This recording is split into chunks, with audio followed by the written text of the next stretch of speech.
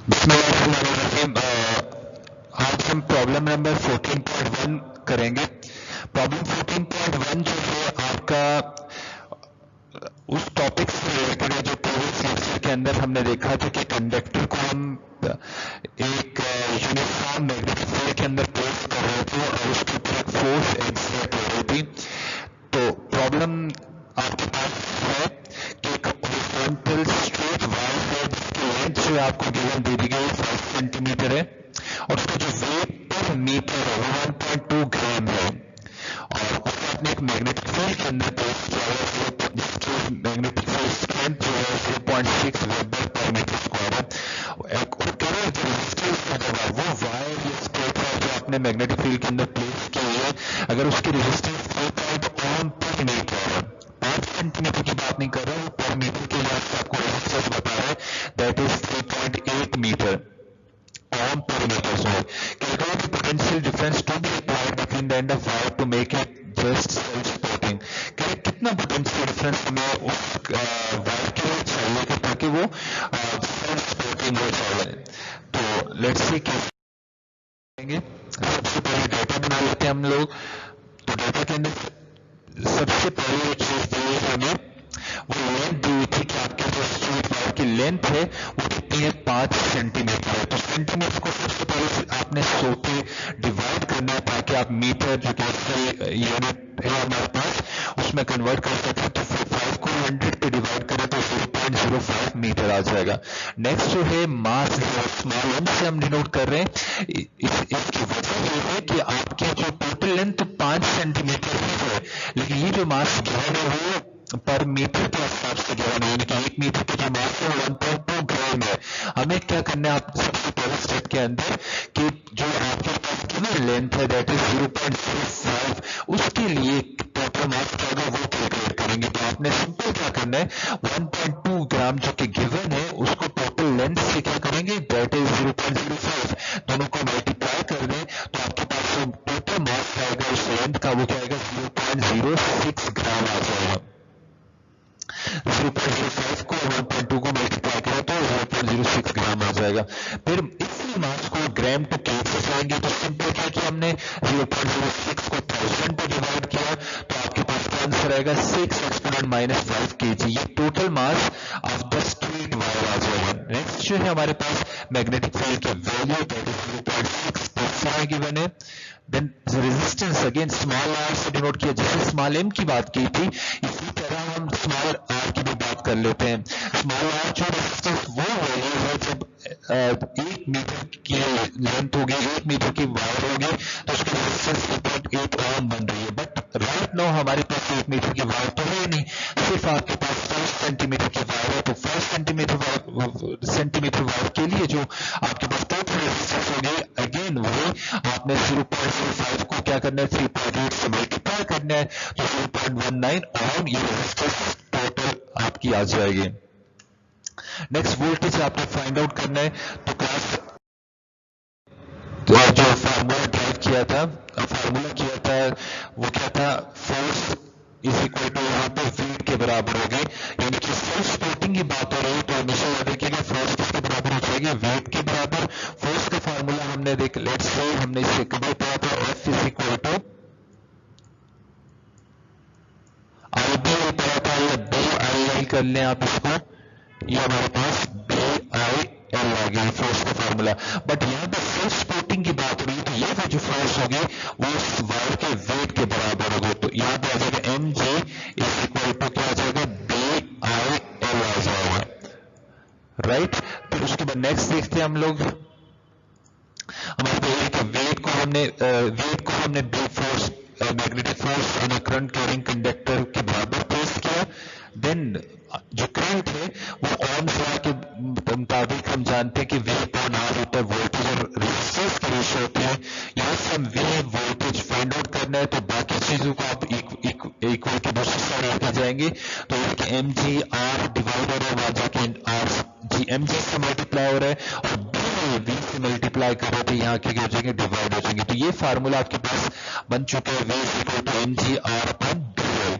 तो इसमें value substitute करते जाए आप लोग तो आपके पास तमाम की तमाम मैंने वैल्यूज प्लेस की हैं, कैलकुलेटर से सॉल्व करेंगे तो आपके पास जो टोटल वोल्ट जो आप उस स्टेट वायर को प्रोवाइड करेंगे that is 3.72 exponent minus 3 volts. तो जैसे ही आप प्रोवाइड करेंगे उस कंडक्टर को इतनी वोल्टेज तो वो क्या कर लेगा, सेल्फ सपोर्टिंग हो जाएगा, एक जगह क्या रुक जाएगा, बैलेंस कंडीशन में आ जाएगा। उसके बाद नेक्स्ट जो है हमारा प्रॉब्लम आपके बुक का प्रॉब्लम है 14.4, ये दूसरे टॉपिक से रिलेटेड है। क्या कह रहा है कि आपके पास एक स्ट्रेट मेटल रॉड है जिसकी लेंथ जो आपके पास 50 सेंटीमीटर है and can slide with negligible friction on parallel conducting rails। जो कंडक्टिंग रेल्स हैं उनके ऊपर ये कंडक्टर क्या कर रहा है, मूव कर रहा है।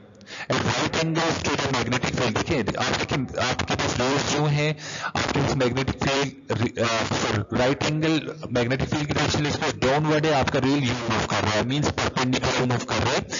और मैग्नेटिक फील्ड की स्ट्रेंथ कितनी है, 0.72 दे दी गई है। The rails are then joined to the battery of EMF 3 volt. आपने इन दो रेल्स के ऊपर, ये जो दो रेल्स पास हो रही है इनके ऊपर एक बैटरी अप्लाई करनी है 3 वोल्ट की and fix resistance of 0.6 ohm. Find the force required to hold the rod at rest. आपने क्या करना है, जैसे फील्ड वोल्टेज अप्लाई करेंगे तो क्या होगा, एक जो मेटल रॉड होगा वो मूव करना शुरू करेगा, बट आपने सेटिंग ऐसे करनी है कि उसको क्या करना है, होल्ड करना है रेस्ट कंडीशन के अंदर। तो इसको सबसे पहले डाटा देख लेते हैं।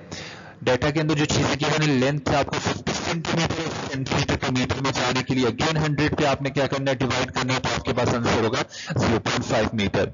नेक्स्ट एंगल मैंने बताया था कि रेल्स का मैग्नेटिक फील्ड, कंडक्टर और मैग्नेटिक फील्ड का एंगल यहाँ पे 90 डिग्री है। They are held perpendicular to each other. Magnetic field की स्ट्रेंथ 0.72 है, वोल्टेज आप 3 वोल्ट अप्लाई करेंगे, ईएमएफ बैटरी और रेजिस्टेंस 1.6 है। तो फोर्स को मालूम करने के लिए सबसे पहले देख लें, due to flow of current a force is exerted on the conductor. Good. 3 volt की बैटरी रेल्स के ऊपर अप्लाई करते हैं। रेल्स का कनेक्शन आपके किससे है, उस कंडक्टर के साथ है, दोनों कनेक्ट हैं तो ऑब्वियसली उसमें से करंट फ्लो करेगा। करंट के फ्लो होने की वजह से एक फील्ड पैदा होगा। तो करंट का formula you know V upon R है आपके पास। सबसे पहले करंट हम फाइंड कर लेते हैं, वोल्टेज 3 वोल्ट के बनता है, रेजिस्टेंस 1.6 है, तो टोटल करंट आपके पास 1.875 एम्पीयर आ जाएगा। नाउ आपने क्या करना है, फोर्स का फार्मूला IL बस sin थीटा स्टडी किया था आप लोगों ने, अब इसके अंदर तमाम के तमाम वैल्यूज प्लेस फोर्स आ जाएगी। नेक्स्ट है हमारा टॉपिक एम्पीयर्स लॉ। उस टॉपिक से related force in current carrying conductor placed in a magnetic field से रिलेटेड 2 प्रॉब्लम्स थे वो हमने की। अब हम जो नेक्स्ट टॉपिक हमारा होगा वो एम्पीयर्स लॉ होगा। बहुत इंपॉर्टेंट टॉपिक है, हम एम्पीयर्स लॉ को और उसकी एप्लीकेशन को आज के इस टॉपिक में स्टडी करेंगे। तो लेट्स सी क्या कहते हैं एम्पीयर्स लॉ। तो ये डेफिनेशन है आपके सामने कि sum of products of induction of tangential component of magnetic field of induction and the length of element of a closed curve takes into the magnetic field is always mu naught times which passes through the area bounded by the curve। mu naught times current होगा which bounded by the area, यहाँ पे हम लिख देते हैं mu naught times current। यहाँ पे क्या आ जाएगा आपके पास, mu naught times current आ जाएगा। अब लेट्स सी कैसे हम करेंगे इसको। आपके पास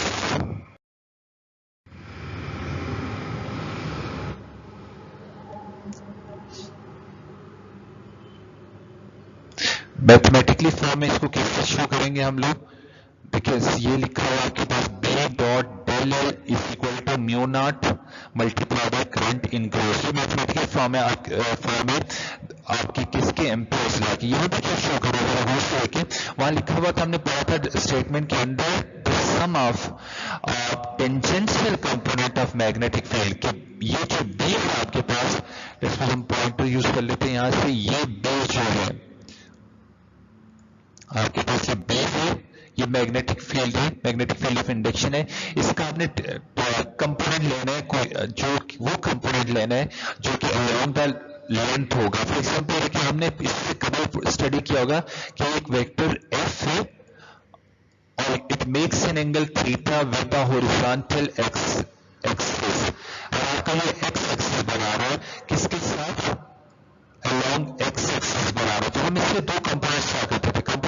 करने का तरीका क्या होता था, आप एफ के हेड से परपेंडिकुलर ड्रा करते थे अलोंग एक्स एक्सिस, आप तो वो कंपोनेंट फोर्स का जो अलोंग एक्स एक्सिस होगा that is called F x, मैं इसे एफ एक्स से लिख रहा हूं, और आपका वो वाला कंपोनेंट जो अलोंग वाई एक्सिस होगा वो क्या कहलाएगा, एफ वाई कहलाएगा। तो सेम ये आपने क्या किया, कंपोनेंट्स ड्रा किए, तो यहां पे भी आपने क्या करना है कि लेट्स सपोज आपके पास ये कंडक्टर है और उसके अराउंड आपने एक क्लोज पाथ एक क्या कर लिया, आपने कंसीडर कर लिया, राइट। अब ये क्लोज पाथ जो है आपने क्या करना है, इसके छोटे छोटे पार्ट्स में डिवाइड कर देना है। जैसे कि आप लोगों ने गाउस लॉ के अंदर क्या किया था, आपने किसी भी सरफेस को क्या कर दिया था, स्मॉल पैचेस के अंदर डिवाइड कर दिया था। तो यहां पे भी हम क्या करेंगे, स्मॉल पैचेस के अंदर डिवाइड कर देते हैं। लेट्स सपोज हमारा ये पहला पैच है जो कि क्या कहला रहा है, डेल्टा एल कहला रहा है। यहां पे ये देखें डेल्टा एल कह दिया मैंने इसको, और हर एक कर्व के पाथ के ऊपर जो मैग्नेटिक फील्ड की डायरेक्शन होगी वो क्या होगी, परपेंडिकुलर होगी। यहां पे देखें ये मैग्नेटिक फील्ड की डायरेक्शन टेंजेंट होगी उस पाथ के। लेट्स सपोज हमारे पास ये हमने क्लोज सर्कल कंसीडर किया हुआ उस कंडक्टर के अराउंड में, तो सर्कल के टेंजेंट जो होगा वो मैग्नेटिक फील्ड होगी। तो इट्स मीन आप देख सकते हैं डेल्टा एल और मैग्नेटिक फील्ड के दरमियान एक एंगल थीटा बन रहा है। तो मैं अगर इसको जूम करके आपको दिखाऊंगा, तो ये जूम करके देख लेते हैं हम लोग इसको, कि ये लेट्स सी आपके पास ये डेल्टा एल एक स्मॉल पैच है, राइट, और यहां टेंजेंट आपका क्या बन रहा है, मैग्नेटिक फील्ड बन रहा है। तो मैग्नेटिक फील्ड के भी कौन से कंपोनेंट्स होंगे, दो कंपोनेंट्स होंगे। वो कैसे मालूम करके, इससे परपेंडिकुलर ड्रा करें। एक कंपोनेंट जो होगा वो क्या आपका कहलाएगा, बी कॉस ऑफ थीटा कहलाएगा, जबकि दूसरा बी साइन ऑफ थीटा कहलाएगा। हमारे इंटरेस्ट का जो कंपोनेंट होगा वो बी कॉस थीटा, जो कि along the patch along the line segment delta L के है। तो आगे देखते हैं हम लोग इसको कैसे मजीद। तो ये डायग्राम मैंने आपके सामने बनाई है। तो इस डायग्राम में आप क्लियरली देख सकते हैं कि कंडक्टर है आपके पास, इस डायग्राम में क्लियरली देख लें कि कंडक्टर है, कंडक्टर में से करंट फ्लो कर रहा है और उसके गिर्द आपने एक क्लोज पाथ कंसीडर कर लिया है, और लेट्स सपोज वो पाथ जो है हमारा डिस्टेंस आर के ऊपर मौजूद है कंडक्टर से लेकर। अब इस पाथ को, क्लोज पाथ को हम क्या करेंगे, स्मॉल पैचेस के अंदर डिवाइड कर देंगे, और हर एक पैच की लेंथ क्या कर कंसीडर करेंगे कि वो डेल्टा एल के बराबर है। इसको प्रूफ कर लेते हैं हम लोग एम्पियर्स लॉ को। बहुत सिंपल सी डेरिवेशन है, वही सेम चीजें। Imagine a straight conductor and a magnetic field in the form of circle whose center is the conductor. We divide the circle into small elements of delta L. Multiply each length with the tangential component of magnetic field of induction. तो I hope कि clear हो गया होगा आप लोगों को कि आपने क्या करना है, दो चीजों को मल्टीप्लाई करना है। नंबर वन, यहां देखें लफ्ज लिखा हुआ है we multiply each length with the tangential component. each length से क्या मुराद है कि जो आपने ये जो आपने क्लोज सरफेस आपने वो किया, ये इसको आपने छोटे छोटे पैचेस में डिवाइड किया, ये ईच लेंथ कहलाएगी। ये डेल्टा एल है, नेक्स्ट पैच होगा वो भी डेल्टा एल होगा, next delta L, next delta L, and so on, different patches, n number of patches में आपने इसको सर्कल को डिवाइड किया, और हर एक की लेंथ जो आपके पास वो डेल्टा एल है। अब इस डेल्टा एल को हमने क्या करना है, मल्टीप्लाई करना है टेंजेंशियल कंपोनेंट से। What is tangential component? चूंकि आपका जो मैग्नेटिक फील्ड है वो सर्कल के ऊपर टेंजेंट है, और उस बीच से सिंपल मल्टीप्लाई नहीं करेंगे बल्कि उसके किसी कंपोनेंट से करेंगे। वो मैंने बताया कौन सा कंपोनेंट यूज होगा, जो अलोंग द डेल्टा एल होगा, और डेल्टा एल के अलोंग कौन सा आ रहा है, वो delta L cos of theta आ रहा है। तो यहाँ जो कंपोनेंट हम लेंगे टेंजेंशियल, वो आपके पास डी कॉस ऑफ थीटा हो जाएगा। अब इन दोनों को मल्टीप्लाई करेंगे और फिर इनका अलजेब्राइक सम लेना है, जो कि एम्पियर्स लॉ की डेफिनेशन है आप लोगों के पास। लेट्स सी आगे देखें हम लोग। सो ये देखें हमने सबसे पहले क्या किया, बी जो कि बी कॉस ऑफ थीटा यहाँ पे मेंशन है, ये देख इसको मैं आपको शो करवा देता हूँ यहाँ पॉइंटर की मदद से। या बी और कॉस ऑफ थीटा को डेल्टा एल से मल्टीप्लाई किया। जब कॉस को हटाते हैं डॉट प्रोडक्ट आता है, इन वेक्टर फॉर्म में आप इसे बी डॉट डेल्टा एल की फॉर्म में भी एक्सप्रेस कर सकते हैं। और angle between B and delta L मैंने आपको शो कर दिया था यहाँ पे पॉइंटर की मदद से। एक दफा फिर बता रहा हूँ कि ये आपका डेल्टा एल है और ये बी है, इसको मैं बी लिख रहा हूं, और यहां इन दो बी और डेल्टा एल के दरमियान एंगल थीटा है, जो कि इस theta is the angle between B and del del आपको शो किया गया आपके पास। मजीद इसको प्रूव करते हैं हम लोग। Similarly we can find this factor for the whole circle and sum of those products for all the element is given.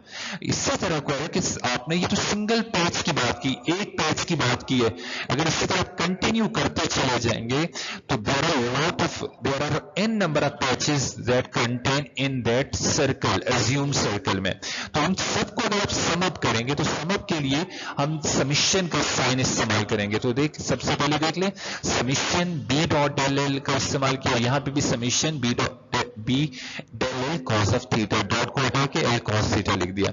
Next step में हम क्या करेंगे, एंगल अगेन क्या बन रहा है, अगर हम कंसीडर कर लेते हैं 0 डिग्री बन रहा होता है। क्यों 0 बन रहा होता है, क्योंकि जो बी कॉस ऑफ थीटा और डेल्टा जो है वो सेम डायरेक्शन में होते हैं, तो एंगल क्या होगा आपका 0, कॉस 0 की जगह क्या प्लेस कर दिया आपने 1, तो ये क्या हो जाएगा summation B dot del L जो है समिशन बी डेल्टा एल के बराबर हो जाएगा।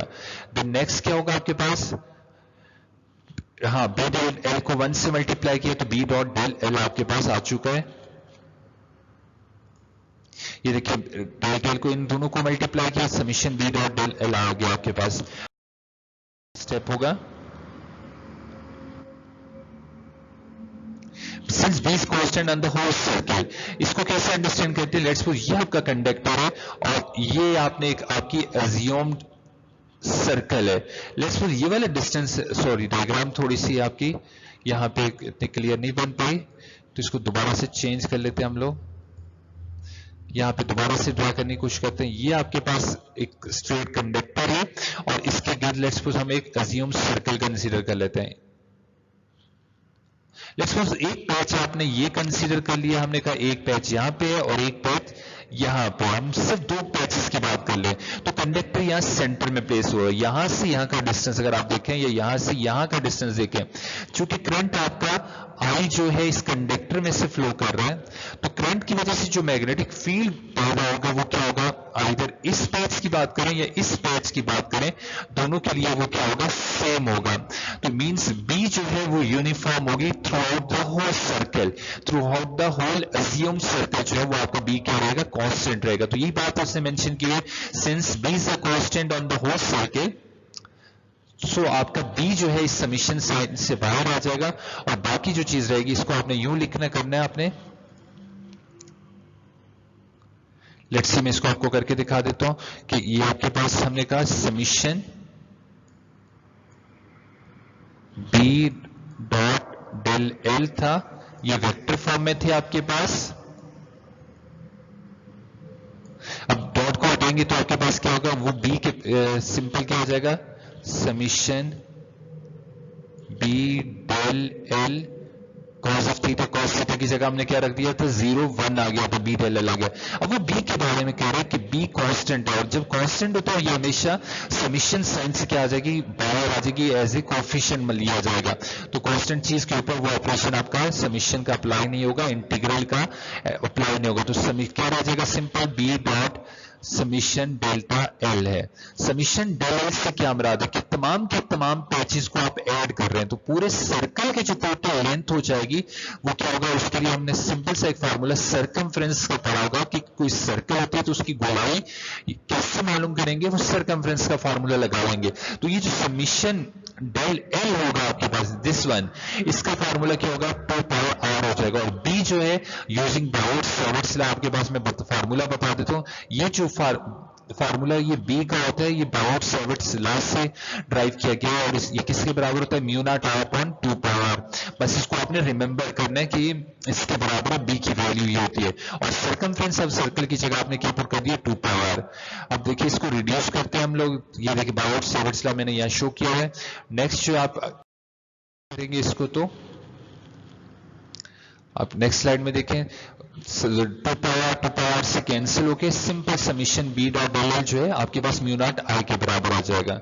और ये रिलेशन जो है क्या कहलाता है, एम्पियर्स लॉ, सर्किटल लॉ, और it is true for any shape of close path in the magnetic field. और ये किसी भी शेप के लिए क्या है, ट्रू है, क्योंकि आप इस फार्मूले के अंदर क्लियरली देख सकते हैं यहाँ पे कि 2 फैक्टर्स हैं जिनके ऊपर डिपेंड कर रहा है कि आपके इस कंडक्टर में से करंट कितना फ्लो कर रहा है और दूसरा म्यू नॉट जो कि कांस्टेंट वैल्यू वो तो चेंज होगी नहीं, तो it's mean it depends upon the current के ऊपर। अब तो इट्स मीन जैसे कि हमने गाउस लॉ में स्टडी किया था कि शेप आप इस तरह की आप कंसीडर कर लें, कोई भी आर्बिट्रेरी या स्फेरिकल शेप ले लें, किसी टाइप की भी शेप ले लें, जो टोटल फ्लक्स होगा वो किस चीज के ऊपर डिपेंड कर रहा था, टोटल चार्ज के ऊपर। यहाँ पर ये है कि टोटल करंट के ऊपर डिपेंड कर रहा होता है और म्यू नॉट कांस्टेंट के ऊपर डिपेंड कर रहा होता है। और म्यू नॉट की वैल्यू याद रखिएगा, एक कांस्टेंट वैल्यू, और ये बराबर होगी 4 पाई एक्सपोनेंट -7 के बराबर होती है। ये कांस्टेंट की वैल्यू आपने याद रखनी है। तो हम इसको कैसे एक दफा से पर एम्पीयर लॉ को डिफाइन कर लेते हैं। The algebraic sum of the tangential component of magnetic field of induction and the length is mu naught times the total current enclosed। तो ये थी डेफिनेशन एम्पीयर लॉ की। अब हम इससे रिलेटेड होंगी तो वो स्टडी करेंगे इंशाल्लाह। तो एप्लीकेशंस ऑफ एम्पीयर्स लॉ हम स्टार्ट करने जा रहे हैं। तो वो इस चीज मैंने आपको पहले भी डिस्कस की कि this analogous to Gauss's law of electrostatic, आपकी value of induction for different current configuration, current जो चेंज होगा तो डिफरेंट मैग्नेटिक फील्ड पैदा होगी, उसको फाइंड आउट करने के लिए आप इसको इस्तेमाल कर सकते हैं। तो पहली एप्लीकेशन है इसकी, दो एप्लीकेशन में, पहली जो है आपके पास field due to solenoid and the second one is field due to toroid. तो हम इसको देखते हैं। What is solenoid? A solenoid is a cell of insulated copper wire wound on a long cylinder of non-magnetic material। आपने simple क्या करना है, एक नॉन मैग्नेटिक मटेरियल लेना है। Non magnetic material, for example ये मेरी फिंगर एक नॉन मैग्नेटिक मटेरियल है। अब मैं क्या कर रहा हूँ, कॉपर कॉइल लेके अगर इसके ऊपर वाउंड कर दूं, आपने देखा होगा पुराने जो PTCL के फोन होते थे आपके घरों में, उनकी जो वायर होती थी वाउंड की जाती थी यूं इस तरह। तो इसी फॉर्म में अगर कॉपर कॉइल को नॉन मैग्नेटिक मटेरियल के ऊपर close turns, number of turns लपेटते जाएंगे तो that will become a solenoid. और ये याद रखिएगा बार मैग्नेट के तौर पर बिहेव करेगा। मींस क्या होगा, इसका एक पोल नॉर्थ की तरह बिहेव करेगा और दूसरा पोल साउथ। नॉर्थ से क्या मतलब वहां से मैग्नेटिक रेज एमिट हो रही होंगी और साउथ पोल के अंदर जाके क्या हो रही होंगी, टर्मिनेट हो रही होंगी। अच्छा, मैग्नेटिक डिटर्मिनेशन, अब बी हमने मैग्नेटिक फील्ड स्ट्रेंथ कैलकुलेट करनी है। तो आपने सोलेनॉइड कंसीडर करना है जिसमें पर मीटर जो नंबर ऑफ टर्न्स हैं वो स्मॉल n है। जब करंट इस कंडक्टर में से फ्लो करेगा, यहां से करंट फ्लो कर रहा होगा तो एक मैग्नेटिक फील्ड प्रोड्यूस होगी। मैंने बाहर कहा था कि कॉइल जो है जैसे आप उसमें से करंट फ्लो करवाएंगे तो उसके बाद मैग्नेटिक फील्ड प्रोड्यूस होगा। वो ऐसे बार मैग्नेट बिहेव करेगा, उसका एक पोल नॉर्थ होगा एक साउथ होगा। तो मीन उसमें से मैग्नेटिक लाइंस ऑफ फोर्सेस यूं एमिट सर्कुलर फॉर्म में प्रोड्यूस होना शुरू हो जाएंगे। और रिमेंबर दैट कि इनसाइड जो आपका सोलेनॉइड होता है वहां मैग्नेटिक फील्ड जो है यूनिफॉर्म होती है, स्ट्रॉन्ग होती है। जैसे लेकिन जैसे जैसे आप टुवर्ड्स एजेस मूव कर रहे होते हैं आपकी मैग्नेटिक फील्ड वीक होना शुरू हो जाती है और आउटसाइड पर मैग्नेटिक फील्ड क्या हो जाती है, बिल्कुल जीरो के बराबर। तो ये लिखा हुआ है to find B we Ampere's law. आपने क्या करना है, आप इस डायग्राम के अंदर देख लें, मैं आपको आपके पास इस डायग्राम में देखिए ये एक सोलेनॉइड है। आपने क्या करना है, क्लोज पाथ कंसीडर करना है ताकि यूजिंग एम्पीयर्स लॉ, जैसे कि कंडक्टर के लिए हमने क्लोज पाथ, हमने क्लोज सर्किल इमेजिन किया था, तो यहां पे भी हम क्या करेंगे, क्लोज पाथ को कंसीडर कर लेंगे। लेट्स सी, ये देखिएगा आपके पास ये आपका सोलेनॉइड है, यहां पे मैं एक क्लोज पाथ कंसीडर कर लिए, ये देखें, जिसकी एक लेंथ जो है आपके पास L1 है, ये वाली साइड L2 है, ये वाली साइड आपके पास L3 है और यहाँ पे ये वाली साइड क्या है, L4 है। अब L2 और L4 को गौर से अगर देखेंगे तो they are perpendicular to the magnetic lines of force. Magnetic lines of force यूं एमिट हो रही है, देखें, या लेट्स सपोज मैं कहता हूँ ये मेरा ये वाला राइट हैंड, ये वाला जो एंड है वो क्या है, नॉर्थ पोल है। लेट्स सपोज मैं इसे लिख देता हूँ, ये मेरा पोल जो है नॉर्थ है, ये वाला पोल क्या है, साउथ बन गया। ऐसे बार मैग्नेट ये बिहेव कर रहा है। तो अब क्या होगा कि L2 और L4 मैग्नेटिक लाइंस यूं जा रही हैं और आपका जो कंडक्टर है वो परपेंडिकुलर है। तो फॉर L2 एंड L4 क्या होगा, मैग्नेटिक फील्ड ऑफ स्ट्रेंथ क्या हो जाएगी, जीरो हो जाएगी। बट व्हाट अबाउट L3 की बात करेंगे तो सोलेनॉइड से ही आउटसाइड, तो उसमें तो ऑब्वियसली कोई करंट फ्लो नहीं करेगा, मैग्नेटिक फील्ड बिल्कुल जीरो हो जाएगी। सिर्फ एक पाथ बचेगा, दैट इज L1 जो कि इनसाइड द सोलेनॉइड है। तो इस पाथ में से क्या होगा, आपका कुछ ना कुछ स्ट्रेंथ मौजूद होगी जो हम फाइंड आउट करेंगे। तो एम्पियर्स लॉ की मदद से देखें, summation B dot del mu naught I के बराबर है। नाउ अगेन 4 कंपोनेंट्स मैंने आपके सामने रखे थे, ये देखिए दोबारा से मैं बना देता हूं। देखिए ये वाली जो साइड है वो आपकी L1 है, ये क्या है L3 है, ये आपकी L2 है और ये कौन सी L4 हो गए, राइट। तो क्लास में देखिए L1 की वजह से B डॉट L1 यहां से मैग्नेटिक फील्ड की डायरेक्शन में यूं बना देता हूं, लेकिन ये तो आउटसाइड है, यहां तो मैग्नेटिक फील्ड ही नहीं है। B dot del L2, B dot L3, B dot L mu naught I. Summation means जितने भी कंपोनेंट्स आपके पास मौजूद थे उन सब को आपने क्या कर दिया, सम अप कर दिया। सम अप करने के बाद नेक्स्ट जो है फॉर द लेंथ BL1 की बात करते हैं, इस लेंथ की, इस वायर की बात कर लेते हैं। तो ये BL1 cos of theta, dot product आपने रेज से हटाया, एंगल यहाँ पे 0 बन रहा है, देखिए मैग्नेटिक लाइन और इसके दरमियान, तो थीटा 0 पुट करेंगे तो cos 0 1 के बराबर होगा। तो सिर्फ इसकी वजह से BL1 प्रोड्यूस हो रहा है। बट BL2 की बात करें तो यहाँ एंगल 90 होगा, 0 अगली नेक्स्ट फिगर में देख रहे हैं आप लोग। For L2 and 4 लिखा हुआ है कि perpendicular to the magnetic field, so B dot L2 0, BL4 0 चुका आपका। L3 की बात करें तो आउटसाइड सोलेनोइड है क्लास, तो B बहुत वीक होगा जिसकी वजह से B 0 हुआ। जब B 0 हुआ तो L3 तो मौजूद है लेकिन B के 0 होने की वजह से सारा 0 हो जाएगा। जब सबको हम इक्वेशन 1 में पुट करेंगे तो हम सिंपल हमारे पास BL1 equal to mu naught current enclose जाएगा। ये कि BL1 mu naught current enclosed. अब देखिए number of turns per metre जो थी आपके पास N थी, लेट्स सपोज हमारा total length of copper wire L थी, तो टोटल L1 मीटर के लिए सोलेनोइड नंबर ऑफ टर्न्स कितनी हो जाएगी, NL1 होगी। और हम फर्स्ट कर लेते कि एक टर्न में से करंट जो I गुजर रहा है तो NL1 में से कितना करंट गुजरेगा, वो NL1 I।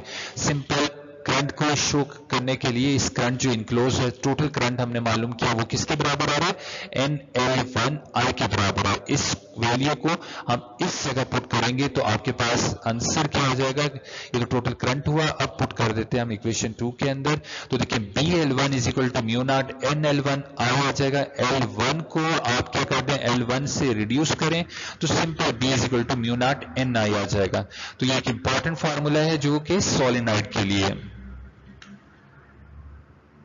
और इसकी मदद से इनसाइड द सोलेनोइड आप क्या कर सकते हैं, मैग्नेटिक फील्ड कर सकते हैं। अच्छा, नेक्स्ट एप्लीकेशन एम्पियर्स लॉ की है वो आपकी टॉरॉइड है, बहुत इंपॉर्टेंट ये टॉपिक है। सेकंड एप्लीकेशन भी टॉरॉइड क्या होता है, सेम सोलेनोइड की तरह होती है, बट आपने क्या करना होता है, इसे एक क्लोज रिंग की फॉर्म में क्या कर देना होता है, पैक कर देना होता है। एक सर्कुलर सोलेनोइड बहुत जबरदस्त कह दिया उस आपके सामने कि दोबारा से देखें, अगर इस नॉन मैग्नेटिक मटेरियल के ऊपर ऐसे स्ट्रेट वे में आप अगर कॉइल पेटेंगे, आप वाइंडिंग करेंगे तो दैट इज कॉल्ड सोलेनोइड। लेकिन अगर इसी चीज को हम क्या कहते हैं, राउंड करके एक रिंग बना देंगे तो that is becomes a torrid. ये देखिए आपके सामने एक सोलेनोइड क्लोज फॉर्म में आ गया, सर्कुलर फॉर्म में आ गया। ये आपके पास एक केस के अंदर हम मैग्नेटिक फील्ड वो एम्पियर्स लॉ को यूज करेंगे। नंबर ऑफ टर्न्स यहाँ पे N है, करंट I पास हो रहा है, तो वो B फाइंड करना है क्लास अराउंड R। तो एक सर्कल हम इमेजिन कर लेंगे इस टॉरॉइड के अंदर। अब एम्पियर्स लॉ की वो summation B dot del mu naught current enclosed है आपके पास। ये आपके पास टॉरॉइड आ चुका है,